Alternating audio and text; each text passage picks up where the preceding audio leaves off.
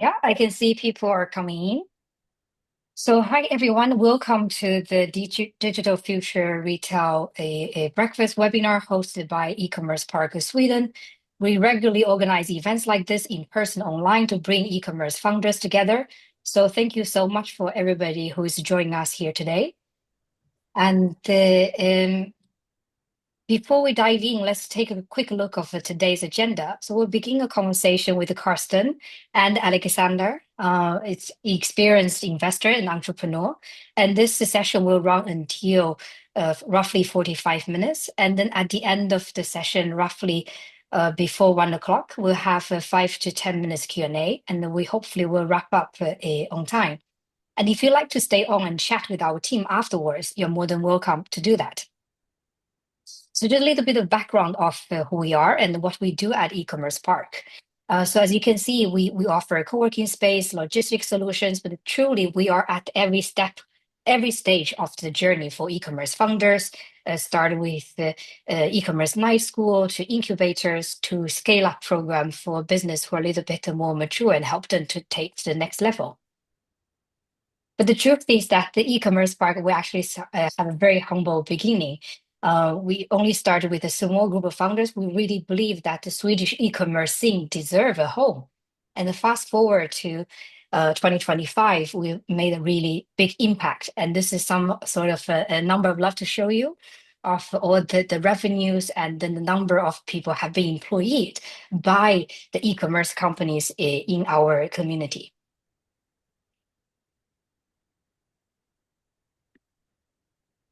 Yes. So, but why this is important for us? So we really believe in this is a sort of our three values of e-commerce park: caring, sharing, and daring. We care about people behind the business, and therefore we want to do sessions like this and help them to grow. And we want to share like tools, knowledge, and access so people can achieve their goals. And we often dare founders in our community to take bold steps and build something great. And that's the spirit of the e-commerce park and also the event for today. And just a quick introduction of the team. We have you'll hear more from Karsten, one of the co-founder of e-commerce park, and me, Zani, who's running the incubator, and our amazing colleague Felicia, she's running the co-working space. And this is much a little bit about what we do and our community. And we're here to make sure the founders can actually grow. And with that, let's dive into the main part of today's session. And the Carsten and Alexander, the floor is yours. Thank you. Thank you. Okay, great. So yes, welcome. Welcome to this digital session. And yeah, Alexander, I mean, I think we should start by having you introduce yourself a little bit. How are you? And how, oh, sorry, do we have any technical issue on our side? It's good. Okay. So Alexander, who are you and what have you been doing? Yeah, who am I? Hi, everybody. First of all, and thank you for inviting me. I'm a 47-year-old now, getting older, a father of two kids, 9 and 13, so quite busy on the weekends and afternoon with a lot of activities. I'm based in Gothenburg. I grew up 100 kilometers north of Gothenburg, so I moved here when I graduated, started computer science in engineering here in 97, so quite a while back. I loved programming computers, and that got me to Gothenburg. I found my wife at the university, and we've been together since. And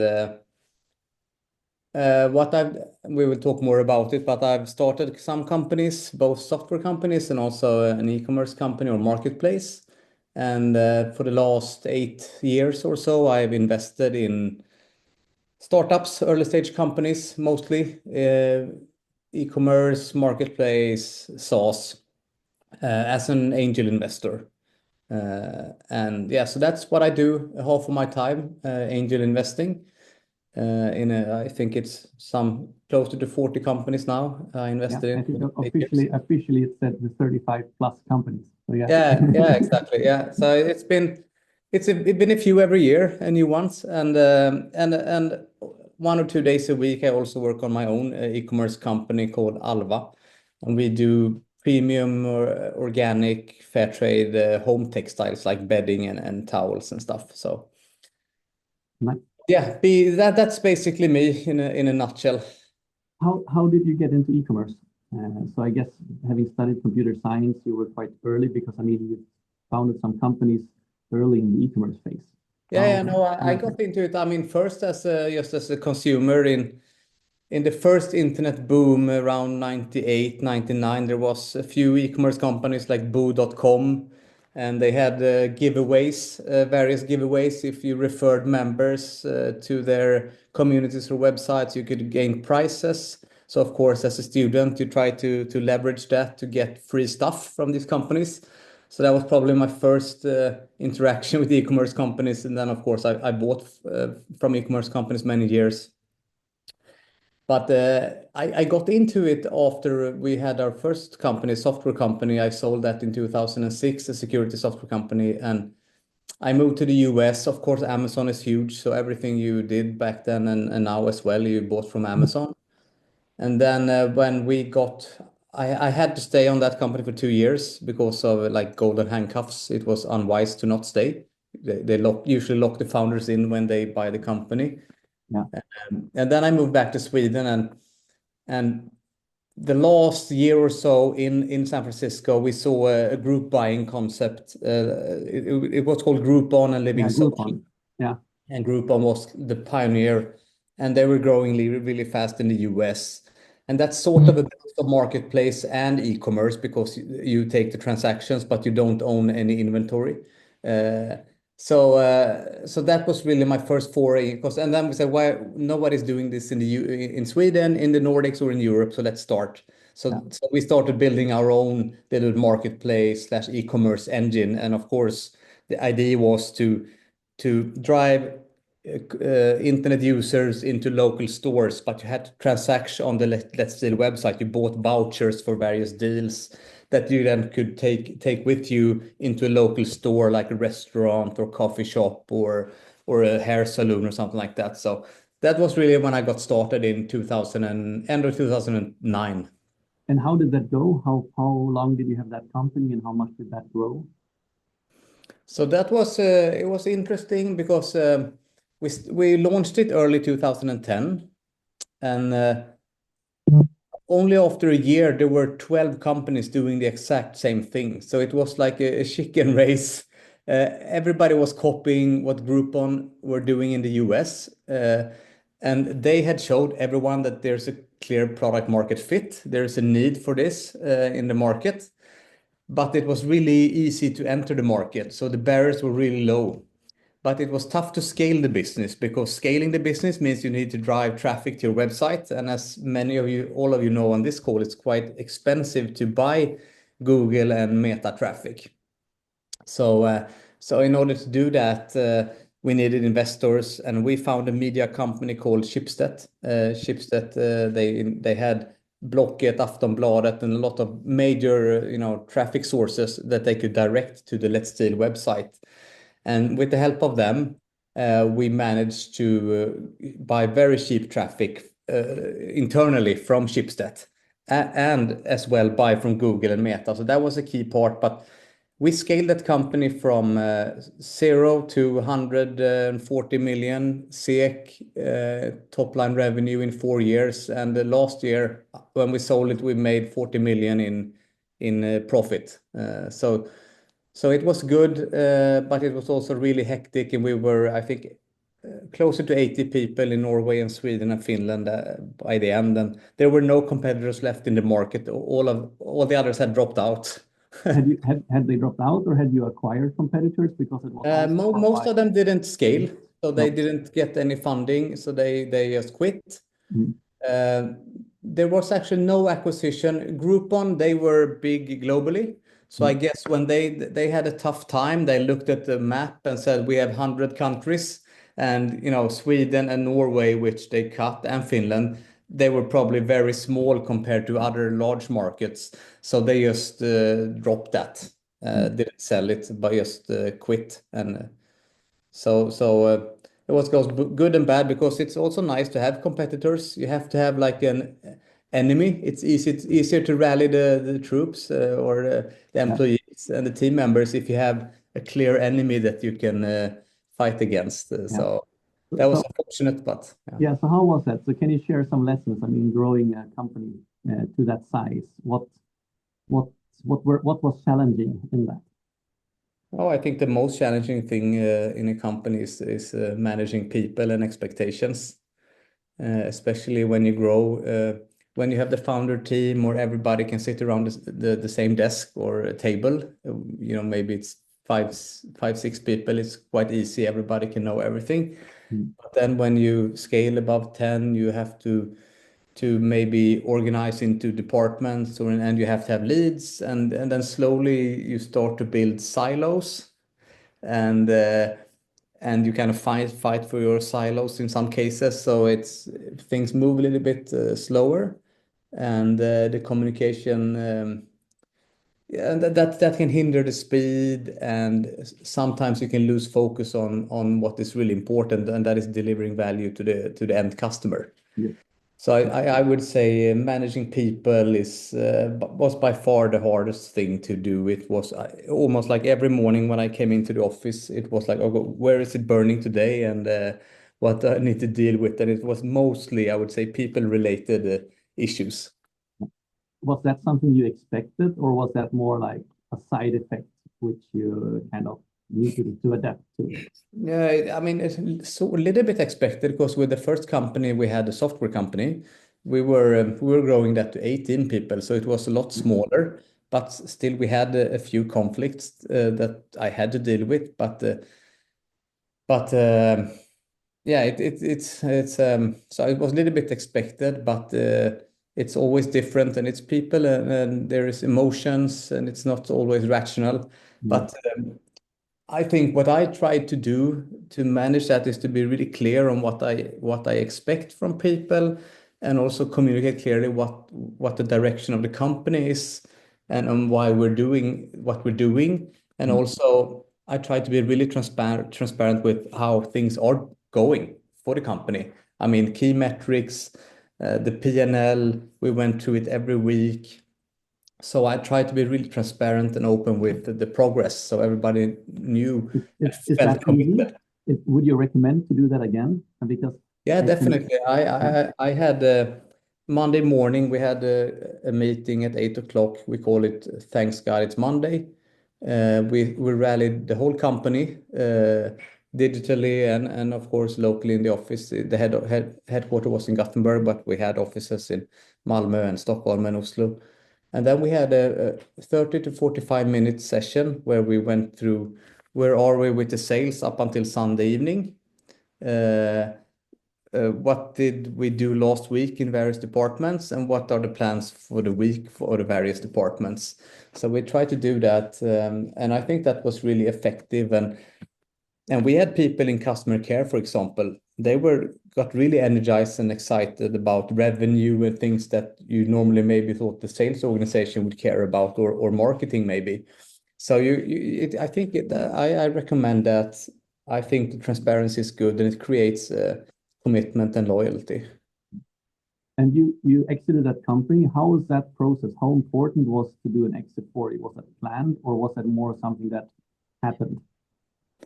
Yeah, in the Let's Deal case, it was actually the plan because when we took money from Schibsted, and we did that after only 1 year, because we said there's so many competitors, we're going to die unless we get a good media company with us.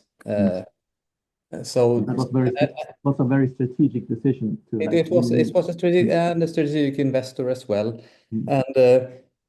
and they were really strong at the time. They had done Prisjakt and Blocket and many others, so they were very successful. The companies that they touched became, internet winners. And also, it was the it wasn't the entrepreneurs that were in power back then. Today, I think that the dynamics have shifted a little bit. Then you were more like you were coming to them begging for money, and if they said yes, you were happy. So they could also dictate the terms a little bit more than they maybe can do today because there's more options for entrepreneurs. Mm. But so they had an idea. What we need to sign with them was that if this becomes a successful company, they have an option to buy all of it by a certain date. Mm. And it was a formula based on the P&L, basically. Yeah. Yeah. So you knew already what would get in the future. yeah, if this were to be a successful company, we knew what were going to happen. So that's why when they said exercise their rights in the early 2015, I mean, we knew that because we kind of signed on to that, and that means that that was the best case scenario, happy path for me. Mm. So yeah. Would you do it again? We're having an investor like that on board in our company like that. It's I mean, at that point, I think it was the right thing for us, but it was pretty clear that if we were to be sold on the market, we were to get a lot more money than that because it wasn't like the really fair value because you only had one buyer and it was pre-negotiated and we didn't know much at the time. So Yeah. I generally try to not recommend people to sign those deals so early. Okay. It's really dangerous. So I think better to keep your options open if you can.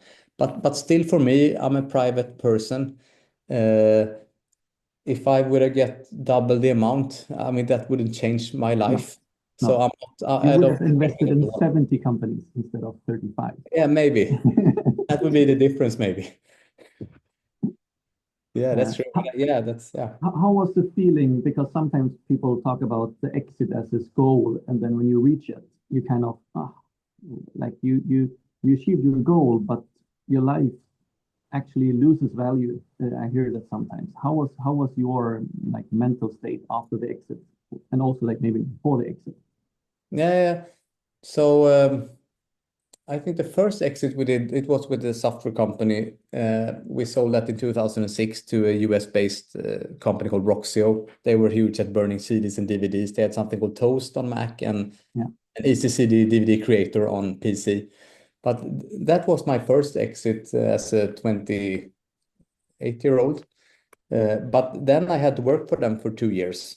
Yeah, although we had exit and money in the bank, I felt almost more pressure because now I came into a huge organization.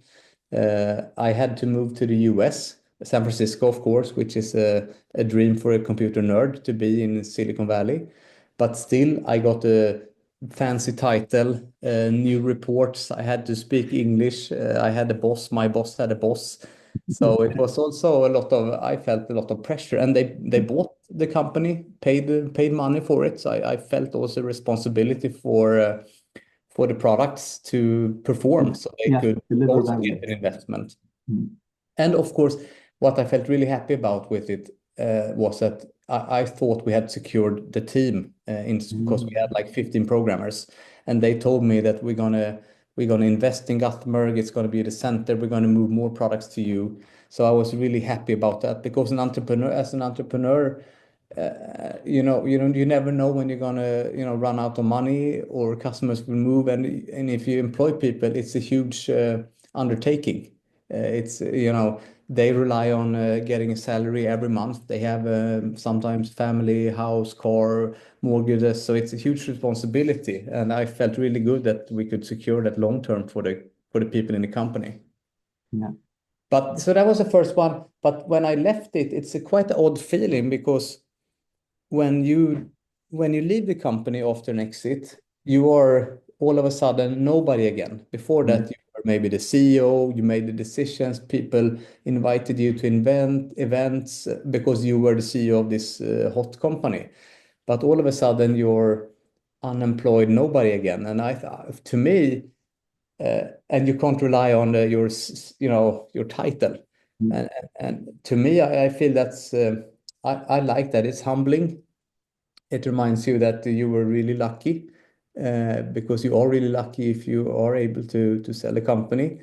And so it kept me grounded at least. And the same thing the second time with Let's Deal. we found a new CEO, and I left only half the year after the exit. But it's also nice to be back and be a little bit naked and have to build something from the start again. Mm. And now you're mostly an investor, not only. How was that transition to go from having built two companies to actually investing in companies?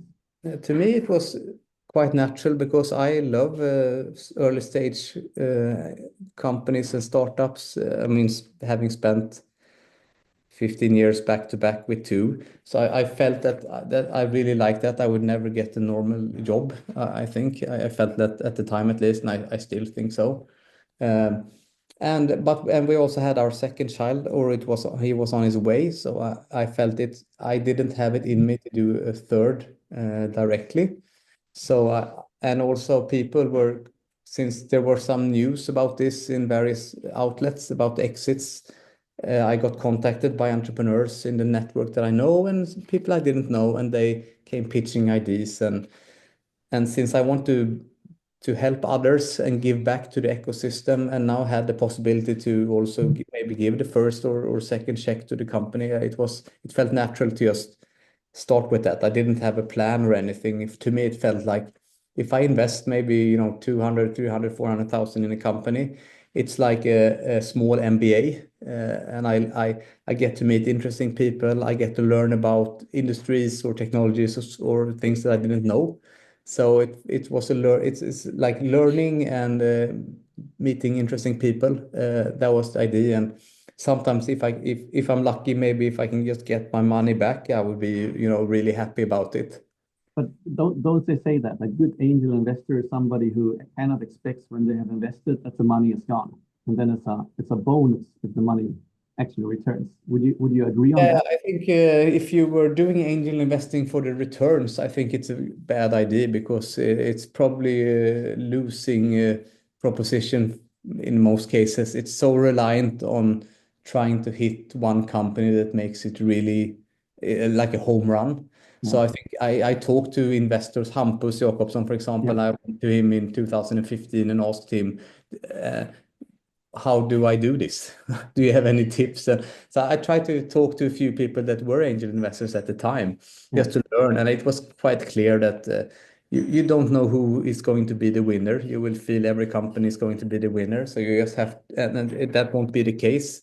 So you just have to make, at least 10 to 20 of them. Yeah. So Yeah. I think, So is that why you invested in like 30 plus companies now? You're like, yeah. And then of course you I get cannot carried decide anymore. away. Mm. Yeah, and you get excited, carried away, curious, and then all of a sudden you end up with a lot of companies in the portfolio. Uh, Have you had any strategy in like what type of companies? Have you said like, okay, it needs to be a space I know, security, consumer yeah, purchasing something aligned with it? it's natural for me at least to try to invest in things that I've been quite close to. So it's been a lot of consumer facing companies. I probably should have done more B2B because it's the repeat purchase. It's quite powerful business as a business model, the SaaS model. Yeah. Uh, but yeah, I try to invest in things I understand a little bit, but it's quite broad. But I say no when it comes to med tech and biotech Mhm. and too deep tech because I don't really understand and can evaluate it in a good way. It Yeah. has to be like an exceptional founder then that is Yeah. proven in some sort. I just invest in the founder. But I hear that you're kind of saying you want to have companies which are quite close to the market. So like it's not that doesn't require a lot of research or product development. It's more like, okay, we have this product or we're building this product and here are our customers. So like at Yeah, that. most of the Mhm. companies, yeah, if it's too resource heavy, I've said no in those cases. But the good thing with software and e-commerce and marketplaces, it's getting off the ground isn't that hard, but of course scaling and finding your product market fit, that costs a lot of money, but you don't have to invest 50 million to build a factory before you actually can Yeah, understand be if it successful. works. Yeah. Well, now you've invested for quite a long time at this point and in a lot of different companies. What would you say are like, how do companies differentiate in a kind of crowded direct-to-consumer market, whether they sell products or our marketplace? What have you seen there? What would you say are success formulas and not? Yeah, I mean, first of all, it's really tough. I would say that.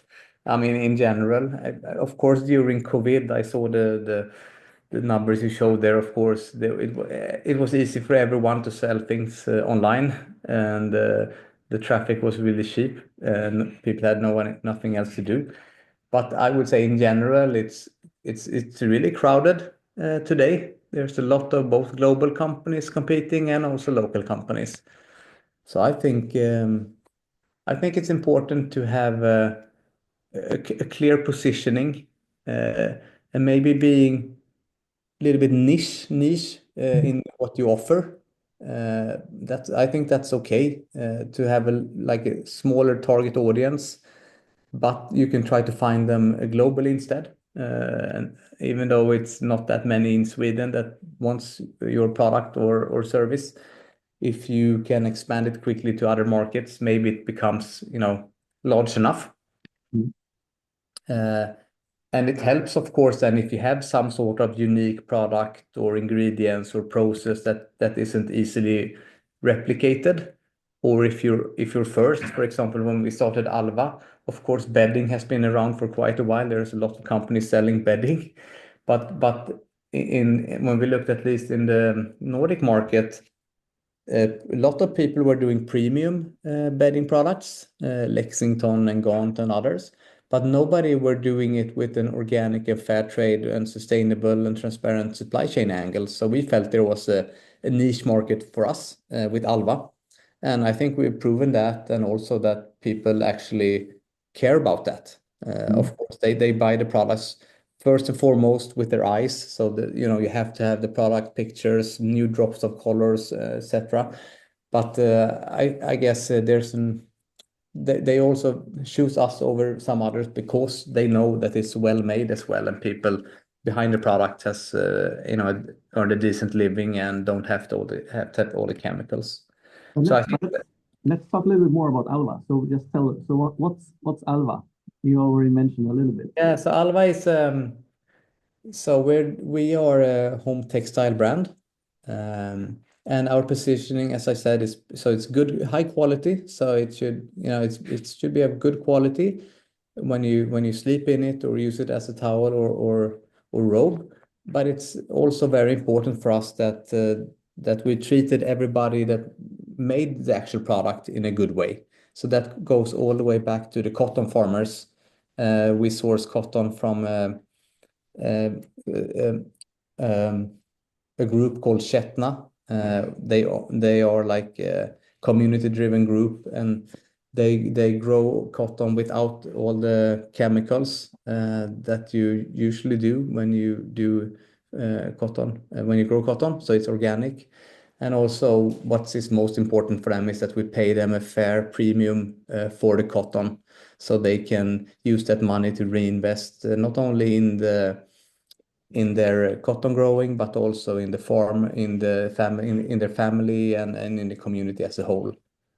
So that's Alva, and we Yeah. sell. And how involved are you in that now? You work kind of part-time with that? Yeah, I'm on paper, I'm the CEO, but we are 6 people involved, and it's the people that we did the first software company called System OK with. It's the people we did Let's Deal with. And then we felt after a while, I think back in 2017, after 1.5 years, that we missed each other. We wanted to do something together again. We want to grow a business, but also this time we wanted to do something that's not only good for our own wallets, but also good for someone else. And then my neighbor here, he started Nudie Jeans, and they are really into sustainability, even though you don't really understand that when you just visit their website or their shops. But and they helped us open our eyes for the cotton industry, and they also helped us find this farming group in India. And then we felt, okay, this is great, because then we can set up a supply chain that if we grow our business, we can buy more cotton and help the community and the farmers even more. So we had this flywheel that we really like. So that's so I spend, and we said that like a family. We treat it as a family business. Everybody works when they want to work, as long as they take care of their responsibilities, if it's logistics or customer care or ordering inventory or marketing. So I'm doing that 1 to 2 days a week. I really enjoy it. So I want to do it more. But I have a few commitments that I've done investments that I'm on the board of a few companies. So that takes maybe 2 days a week, and then 1 day a week is just, I don't know beforehand what I will do, but there will be a lot of meetings, sometimes with new entrepreneurs and other stuff. What do you do in the companies where you have invested? What like is how much do you actually help out? It varies. In some companies, I just give them the check, and then they never hear from me again, and they are happy with that. Are you happy with that? No, I think it's better if you, as an entrepreneur, share reports with your investors. It doesn't have to be weekly, but maybe you can do it once a quarter at least. And the more you share progress and what success is now and what challenges you have and what you need help with, the more you actually can engage and actually help, and the more you can utilize your investor. So being transparent with your investor also creates a little bit of more commitment from my end, so I'm more inclined to help if I know that you need help with something, and also if I'm more emotionally invested in the company. So that's sometimes, but and in a few times also they ask me if I can be part of like an advisory board. So I'm happy with that. Then we meet on a regular basis discussing the business. And in a few cases also they ask me, and I say yes, if I can be on the board of the company. So I also have a few board positions, and of course, and I'm a chairman in a few companies. One is called Once Upon, which is a photo book company. I was also until recently chair in a company called Desenio, selling posters online, and that's also on the stock exchange. And those take a lot more time. Then you talk to the CEO on a regular basis. You meet with the board every one or second month.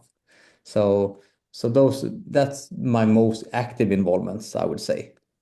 And then every once in a while, the founder just calls me because they know I had a company quite recent, and they want to discuss an issue they can't discuss maybe with their existing board or their other investors. That was the benefit, at least. I don't know, I'm getting old and not into the game as much, but I think it was appreciated from entrepreneurs that I'm quite close to understanding what they do, apart from maybe like someone that is a little bit older, maybe not from the IT sector, could be real estate, but they still have a lot of money, but not that much understanding of what it takes to build a e-commerce company or a marketplace company or so. Exactly. You've been through it, so you can relate to the problem. I can relate, and also maybe sometimes be a little bit more helpful. What kind of problems could it be? You don't have to be specific in companies, of course, but what kind of problems do people reach out to you with? I think the toughest problems is what I said in the beginning. It's people-related problems. Those tend to be the toughest, and then you need to air it with someone, maybe external, that doesn't have anything but the best of the company in mind. No problem. Can it be things like, I don't get along with my co-founder anymore, or we've hired these people, doesn't work. What should we do? Yeah, most common is that there's someone high up in the organization. Maybe if you are the CEO, maybe it's the CMO, for example, isn't really doing a good job, or is infecting the organization with bad behavior. At least the CEO feels that, and not sure really how to tackle it, and just want to air what can be done. And it usually my advice, usually I see that you try too hard to fix it. You should be, you know yourself that you know what the right thing is, but the right thing is painful for that person, and for you it's difficult conversations to have, to ask someone to leave. So you try to to not do it, procrastinate, and you try to fix it. Maybe we can move the position, maybe we can have different reports, but almost always the conclusion is just have the hard discussion right away and end the relationship. It's the best for both parties. And I try, yeah, that's what I'm trying to push in those. But that's one example, and it's the most difficult one is when the founders doesn't come along. Yeah, when the And one disagreement. leave that because that is really tricky, and then you have shares and vestings and also responsibilities, and but fortunately that doesn't happen that often. At least not in my case. But this case with like having a key employee that doesn't perform, would you say that's quite common? Like, would you say that 50% of the companies you're involved in have that issue at one time, or is it? Yeah, no, I would say 100%. Yeah. If you hire more than 10 people, you will have that issue, I would say. So that's also good to know that it's like it will happen. Yeah, it will happen, and try to address it early. And also, I'm this myself as well. It's easy to say what to do, but try to be transparent. Don't forget your one-on-ones, and because it's humans, and you have a lot of emotions, and if you don't talk and be transparent with the people, your direct reports, for example, and it's easy to talk about the business and high level, you can do that, but try to go underneath that and know how we see the person, and because there could also be other things in life than work. It could be some issues in your private life or some other things that stresses you out, and I think it's really important to try to go one level beneath, and it's really important to make people feel secure and safe in the environment that you work with, because when they feel comfortable and safe and being able to share their thoughts, I think that's when you do your best work and perform the best. So that's try to get that culture into your organization. I think that's key. Very good, very interesting. But I totally agree. There's probably lots of challenges in that in general. But getting a little bit back to like marketplace, e-commerce, those kind of things. What kind of trends do you see, and what are there any trends you are excited about as well? Like, yeah, it's I think one trend when it comes to e-commerce, I think it's like some sort of, I would say, community-driven growth, where you try to be really niche and appeal to an audience, or you talk about community, you're having events, etc. I've seen this firsthand now with my sister, Christine Hars. She started a company a few years back called Sisterly Tribe. It's I would say, a leisure brand. And of course, there's a lot of them in the market already. Only in Sweden, we have an investment I made in I Can, I Will is one. You have Amin, you have Stronger, and then of course you have Lululemon, you have Adidas, and we have a lot already. But she focused on a niche, female empowerment, wellness, community driven, having various events and meetups and trying to be. So I think that's and it seems to work out well for her. And you can say with Kaya and others, it's almost like a cult or community driven as well. Of course, it helps if you have that influencer aura and reach. But still, I think working with the community like that, I think it's really but also it's something, the community you can create. You don't need to have that influence from the beginning. You can become an influencer indirectly. Yeah, I think my sister's example of that with Sisterly Tribe. There were no Sisterly Tribe before her, but now people are proud of wearing that brand on their chest when it's Sisterly Tribe, because it means something, and it's they feel part of something that is more than just a good product. So I think that's an interesting trend. And I mean, there's a lot of talk of AI, of course. I think it's not clear exactly what's going to happen. I see in a lot of companies that you're using AI to be more operationally efficient. So it's more on the back end. You can maybe, in case of customer care, You can do more tickets with less people. Copywriting, also image generation for marketing. You can increase your velocity a little bit, and also so I think there are some operation efficiencies, but it will be interesting to see what will happen with agents running around and you buying products for you, and so it will be interesting to see what happens with AI. I haven't seen so much consumer facing yet, more operational efficiency. No, and what we see is also that is exactly as you mentioned, you can actually grow quite a lot further without needing to hire more people, which makes things easier. Yeah, And and I like that a lot. less And people you also, problem. yeah, that I like that because I like to be profitable before scaling, which maybe sometimes hinders my, I can't, maybe I don't take care of the full potential of a company, but to me, it's really important to become profitable because you don't have to go out to venture capitalists or angels like myself and ask for money. It's, I mean, the moment when we broke even and we're profitable every month, it felt like it changed my life completely, company life completely. I felt so relieved about that, being in charge of my own destiny, and so yeah. So, and then of course in SaaS, I think it will be interesting to see what happens in SaaS. I see a lot of companies now using various tools and building their own specific things that they need and maybe don't, and kick out Salesforce and other expensive legacy SaaS products, which a lot of bells and whistles, but you don't really need everything. So I think that's also an interesting space to look at when it comes to investing. You mentioned the community-driven kind of focus for e-commerce field.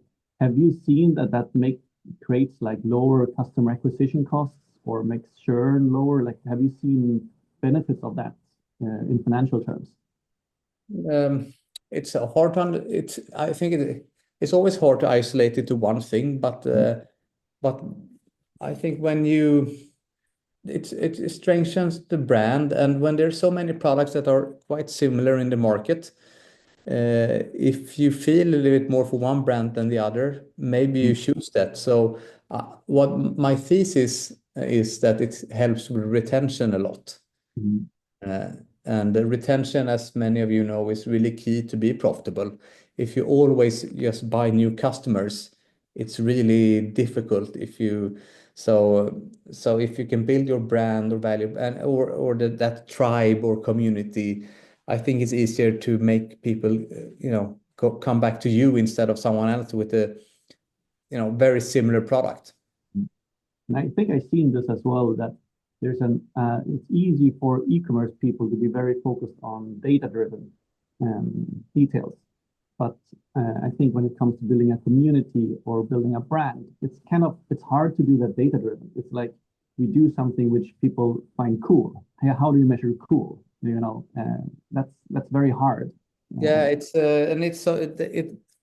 both Meta and Google makes it so easy for us to do performance marketing, and you can measure it, the ROAS or CPC or CAC and everything. So it always feels good to do that, and you have to do it. But on top of that, I think it's not. You have to also think about building a brand, but then how do you do that? And I think trying to build a community and actually physically meeting people, I think you shouldn't underestimate that. I also think getting press in both digital magazines, but also other publications, that helps a lot as well. So I think, and also it's not many D2C brands that doesn't go into wholesale at some point, and retail, traditional retail. And when that was a big no-no a couple of years back, but I've definitely seen the pendulum swung on that. Most companies now, they want to have at least 30-40% wholesale and the rest D2C in order to see that they can become profitable at all, because it's not enough only with the D2C business. So I think getting that wholesale and retail, it also builds a brand, but also drive. It wasn't like a cool thing maybe 5-10 years back or 5 years back even, but now I think more and more companies try to build a wholesale leg as well. Yeah, or to have your own stores, or to have a kind of showroom stores. Yeah, in it some could be locations? own stores or showrooms, but it can also be positioned in, in department stores, which is good for your brand. Or in my sister's case, small yoga studios Yeah. that carry her products, so you can at least see it when you go in and out from your exercises. Yeah. Very interesting. Okay, we're reaching the end.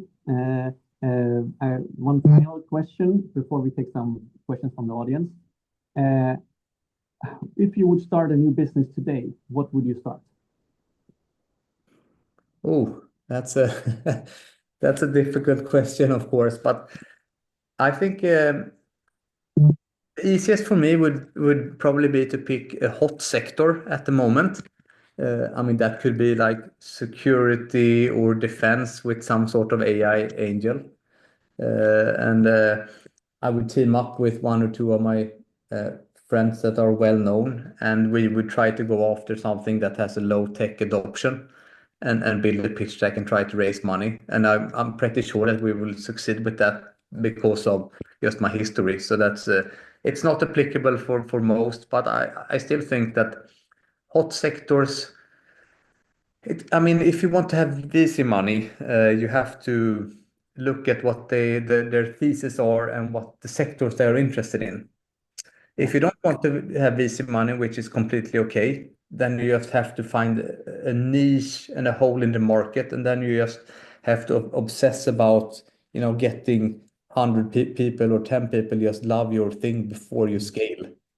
Get the And then users to love it. Yeah. you have to differentiate, and you have to be able to tell that in an easy way. Couldn't be just a feature down the line. It has to be in 2 or 3 sentences.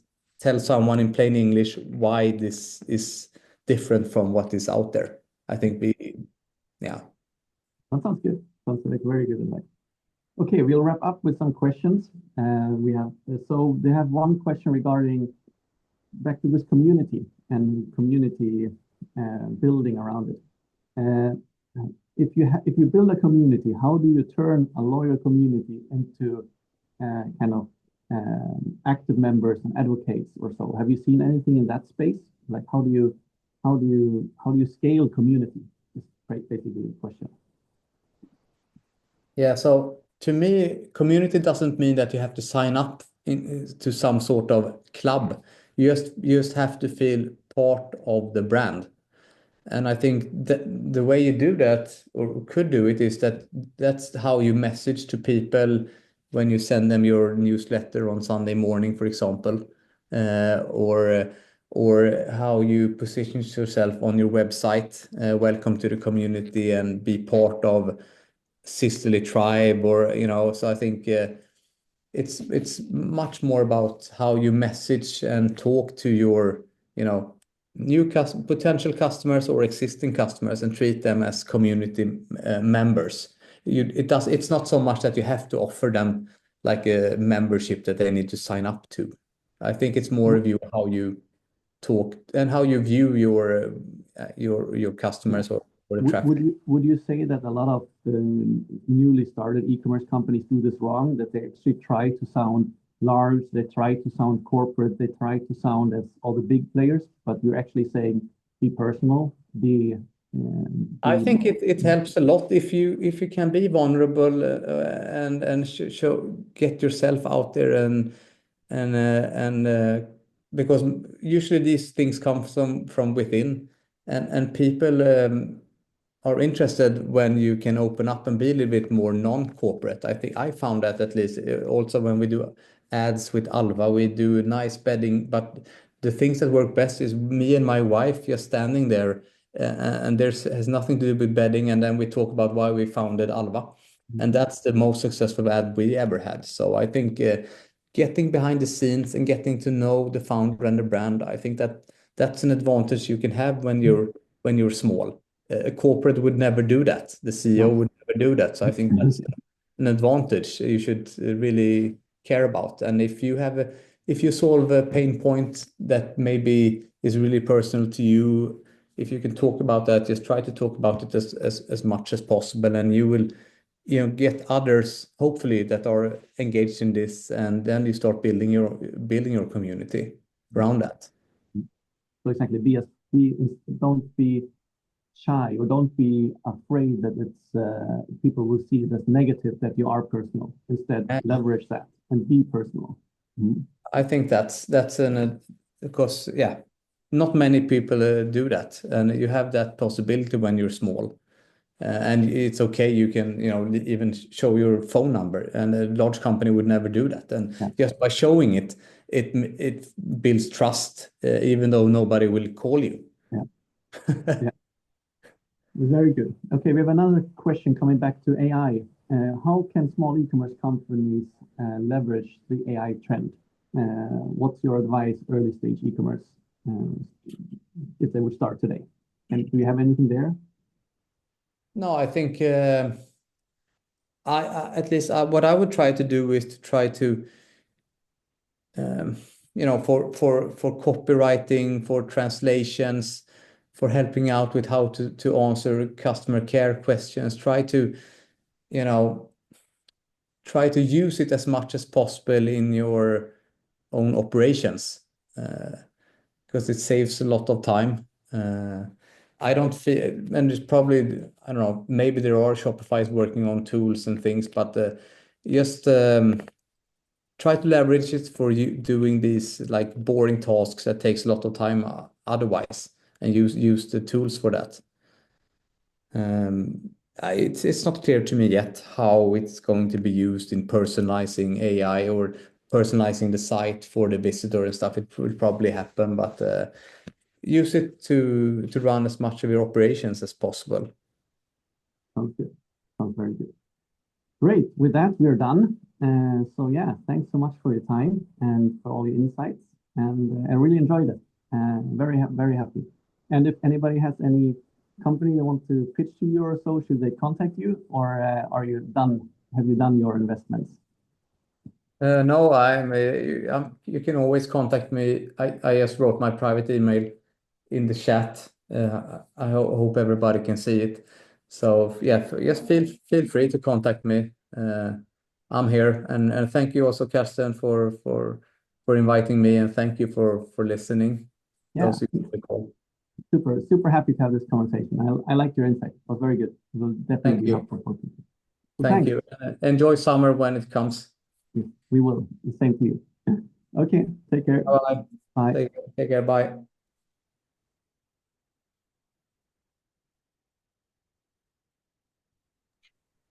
Super, Carsten, that was super interesting session.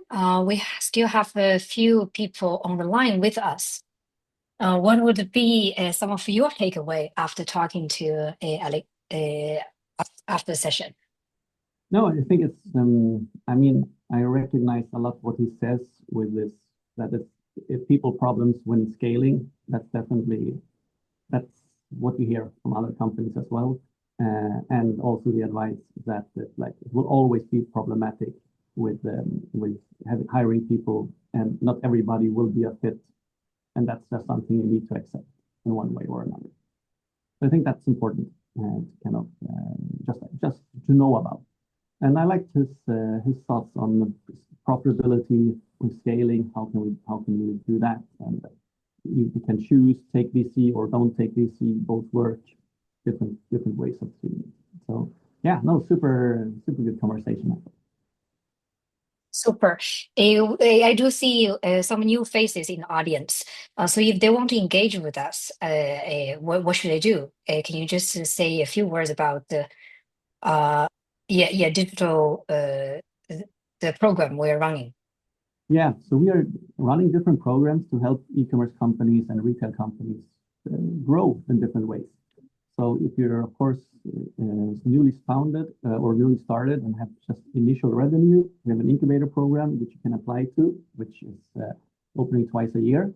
We also have a scale-up program, which is more about helping a company which might have a revenue of 5 million or 15 million or 25 million to grow that to 50 million or 100 million and things like that.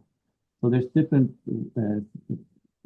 both longer and smaller programs, but most of the things we do is kind of events, sharing knowledge. We have a digital community where people can also share knowledge. So it's mostly about that, actually, connecting people and giving insights so that you can make better decisions running a business. Super cool. Thank you so much. With this being said, we'll wrap up the session. And if you're new to e-commerce Park, feel free to follow us on social media. We have your email address. We'll send the recording of the sessions to all of you. And let's stay in touch. And feel free to always reach out. Super. Thank you.